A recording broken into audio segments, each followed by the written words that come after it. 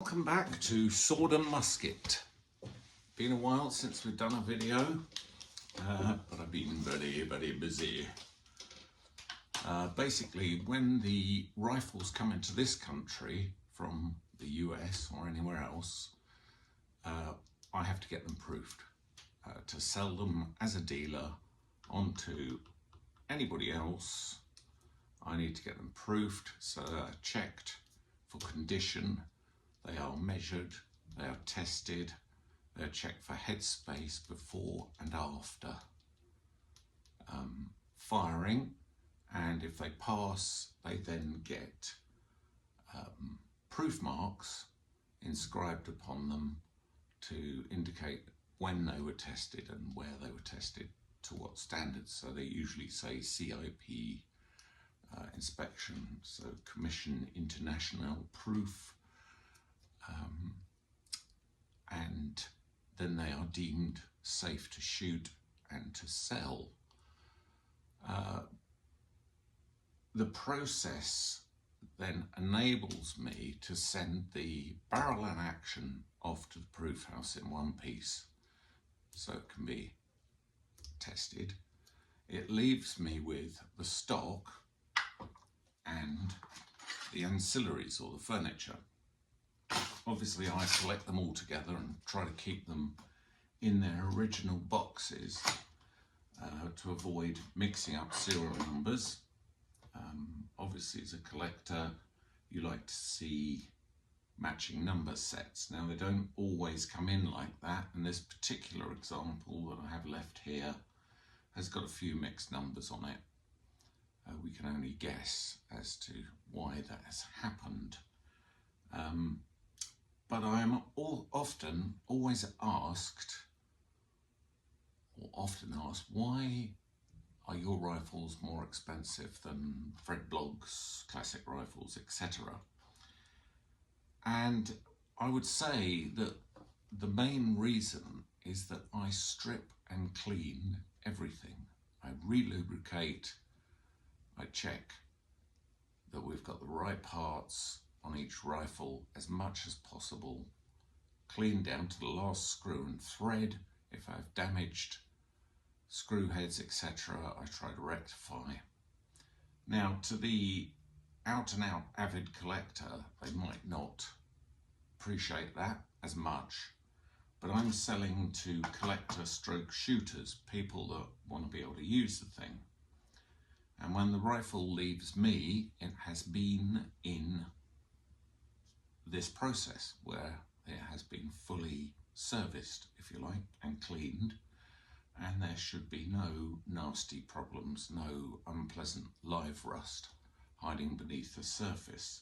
Everything's lubricated, cleaned, and then put back together as carefully as possible to give you as an original as possible example of the rifle that you've purchased, and also one that is safe to shoot.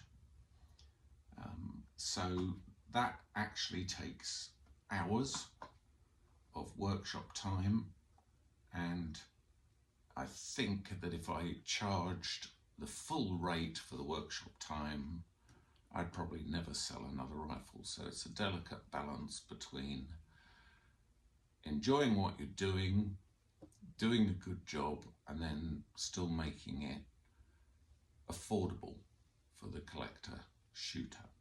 So yes, you might be able to find a cheaper example of what I'm selling you. There were hundreds of thousands of things made, and yes, it may function perfectly well. But I like to hand something over to someone knowing that I've done the best I can for the rifle and the customer, and that I probably won't ever see him again. Also, it does enable me to spot any small problems that may have crept in,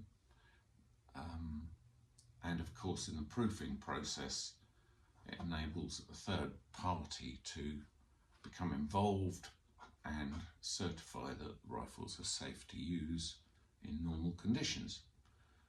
So I thought I would go through this cleaning process that I have formulated over the years that produces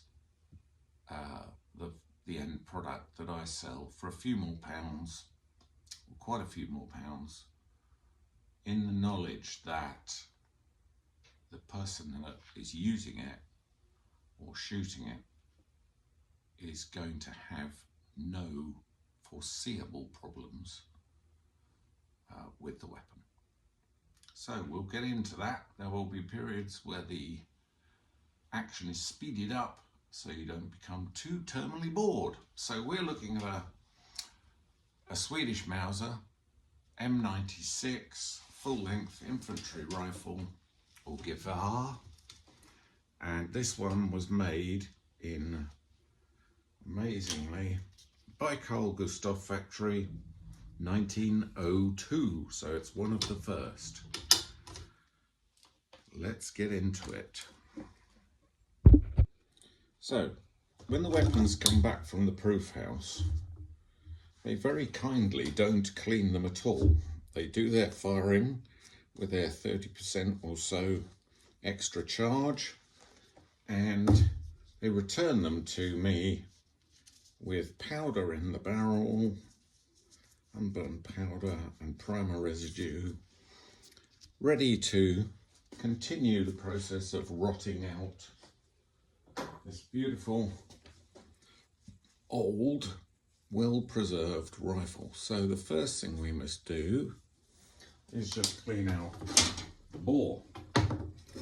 Now, people may not fully agree with my methodology. I'm not asking you to agree, I'm just showing you what I do. So this is a 2.2 rod. It's a very tight fit for a 6.5 and won't go away. So there we go. We got a rifle with a threaded muzzle cover on it. So basically I'm using gun thinners, spray gun thinners, which evaporates nicely to clean out the bore. So I've made it wet. Let's put a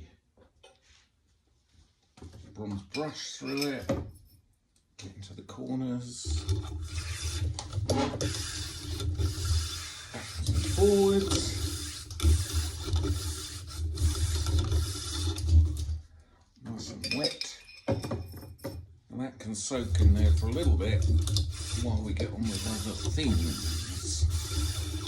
As I mentioned, I've got the stock and the ancillaries. So the ancillaries, or furniture, stock pieces, were all originally greased in some way or another to lubricate and protect. A lot of these greases have gone off, filthy dirty, picked up dirt and residue, and crusted themselves to various parts of the gun. So the easiest way to deal with the whole lot, instead of examining each, see, there would have been grease on the inside of that, but it's well, it's completely gone. I put the whole lot in the old magic thinners. Give it a good old slush around. Now, this part, obviously composite of many bits.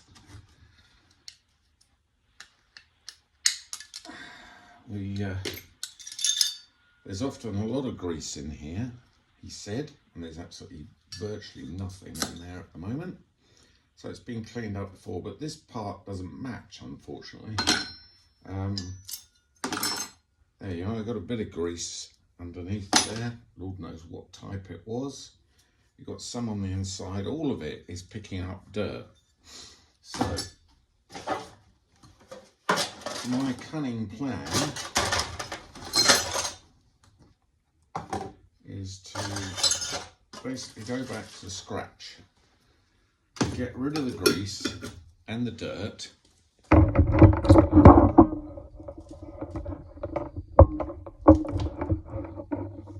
by very simple methods.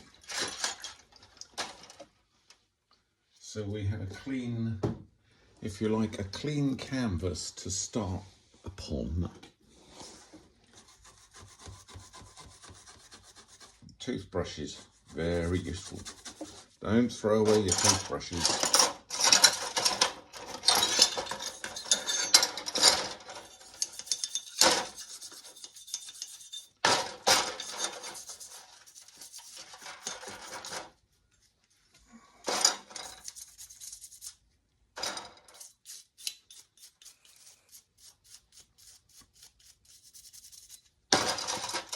Enables you to get into all the nooks and crannies.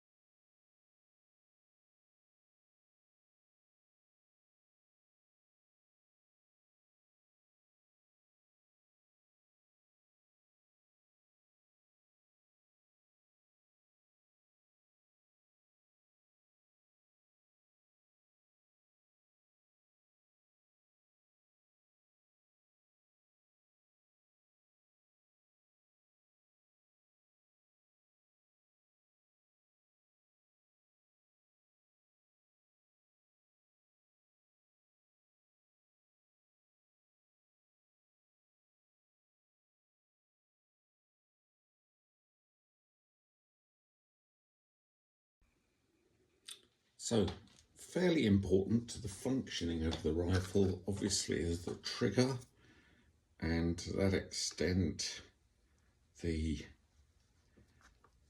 bolt release, etc. It's important that this is all clean and properly lubricated, so it only takes a few minutes to take those components off of the rifle. So you can just go over them, make sure everything's tickety-boo. Shouldn't have said that crack about them only taking a moment to get out. So there may be those that are cringing a little at me using this old wire brush wheel, but when you get the beginnings of rust and dirt trapped in there, used up grease, dried up grease, I think it's worth trying to get rid of it, because if you put that thing back together with live rust in it, it's just going to eventually eat into the beast.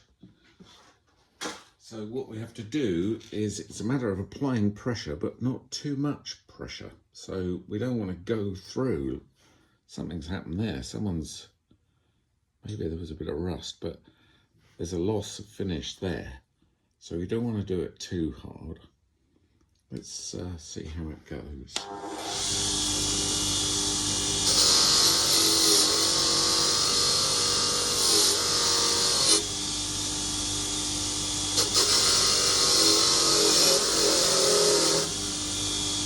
We don't want to round edges either.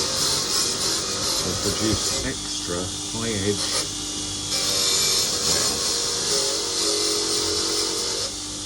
If this is the surface that the trigger bears on,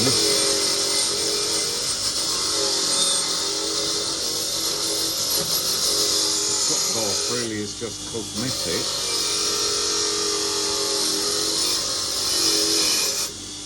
This is the area that the bolt release bears into.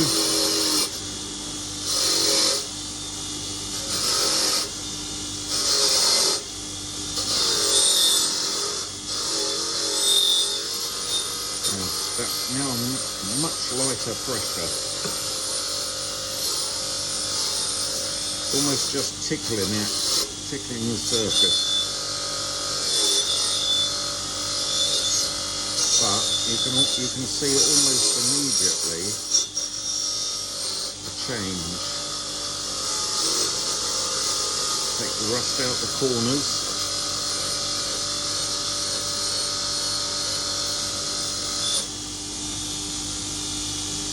Also go the other way with the markings, so we get the grit and the rust out of there. Look on the step. There's the matching serial number. CH, I think that means it's been in for a refurb. Around the site, more grit and brot, a bit more rust trying to get hold.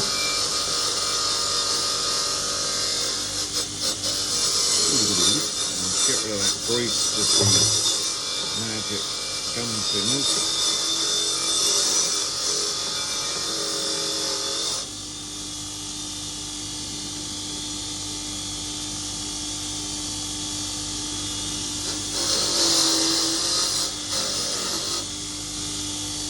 Now notice the thread looks dirty and a bit worse for wear. We've got grease, mud, etc. in it, and the crown. Obviously don't want to apply any overpressure to the crown.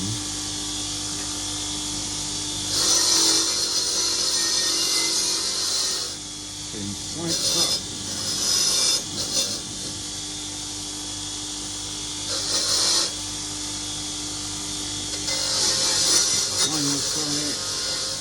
There's the proof marks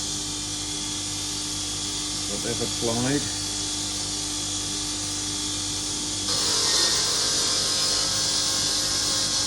Just the way it is over here. I know some collectors would like to do without those.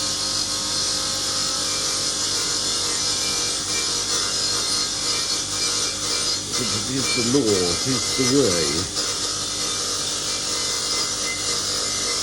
Get rid of the grit and brot that's sat underneath the barrel for so long, and then finally just give it a light polishing, shine up the surface so when the oil comes on it, gets on it, you've got the best possible finish.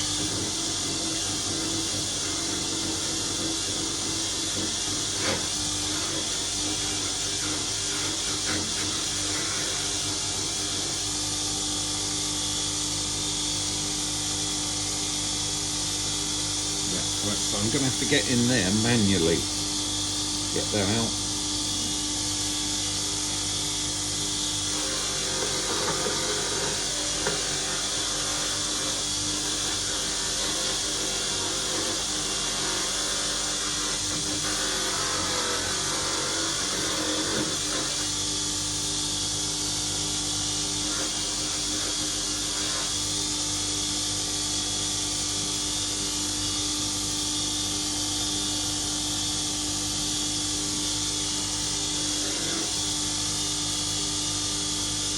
back to the bench.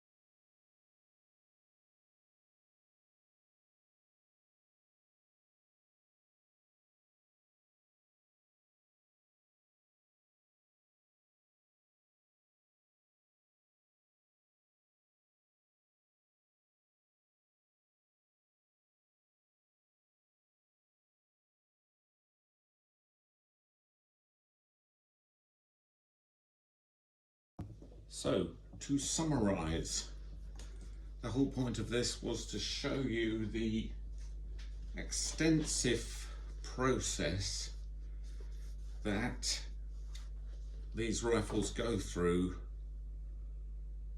when I sell them to the general public. So it's been cleaned, it's been proofed, all the rust has been removed, every metallic part has been dipped in heavy oil. It's all been wiped off again, so at a sort of surface or molecular level you've got a coating of oil to protect you from rust. And then all bearing surfaces like the trigger have been polished and cleaned. All the grit has been removed, all the parts have been examined, and then it is greased up and reassembled, and the end result is a rifle that the next owner should enjoy shooting and owning, looking after, or the next keeper, as we might say.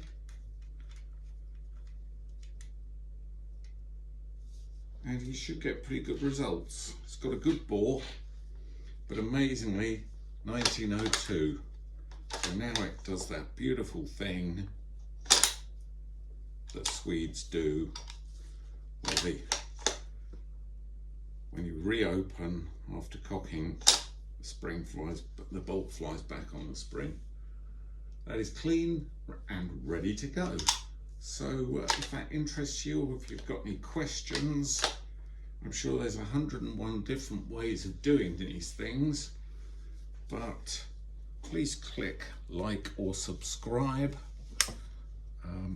Send me any comments you have. But that's how I spend my time in the workshop. It's most enjoyable and rewarding. You can see these rifles on my website, which you'll find at www.buyswordandmusket. Thanks for watching.